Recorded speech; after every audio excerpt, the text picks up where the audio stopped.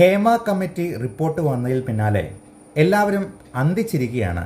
ഈ സിനിമാ നടന്മാർക്കൊക്കെ ഇത്രമാത്രം ലൈംഗിക ദാരിദ്ര്യമാണോ എന്ന്. അങ്ങനെയാണെങ്കിൽ സാധാരണ ആളുകളുടെ രീതി അല്ലെങ്കിൽ അവരുടെ അവസ്ഥ എന്തായിരിക്കും? സാധാരണ ആൾക്കാർക്ക് ഒരുപാട് പേർക്ക് തന്നെ ഇറക്ടൈൽ ഡിസ്ഫങ്ഷൻ, ഉദ്ധാരണക്കുറവ് മൂലമുള്ള പ്രശ്നങ്ങളുമായിട്ട് എൻ്റെ അടുത്ത് വരാറുണ്ട്. എൻ്റെ MPhil PhD തന്നെ ന്യൂറോ സൈക്കാട്രി ഇൻ ഡയബറ്റിസ് എന്ന വിഷയത്തിലും പിന്നെ സെക്സോളജി മറൈറ്റൽ ഹെൽത്തിലാണ് MPhiലും ചെയ്തിരിക്കുന്നത്.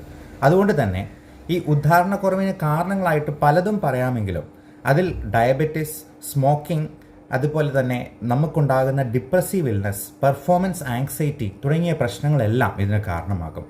അപ്പോൾ ഭാര്യമാരോടാണ് എനിക്ക് പ്രത്യേകമായിട്ട് പറയാനുള്ളത്, ഭർത്താവിന് ഇങ്ങനെയുള്ള ആഗ്രഹങ്ങൾ ഉണ്ടാവുമ്പോൾ ആ സമയത്ത് തന്നെ ഇത് കൊടുക്കാനായിട്ട് ശ്രദ്ധിക്കുക. കാരണം ഈ ആണുങ്ങൾക്ക് സ്ത്രീകളെപ്പോലെയല്ല എപ്പോഴും ഈ സെക്ഷൽ ഫീലിങ്സും ഇറക്ഷനും ഉണ്ടാകണമെന്നില്ല.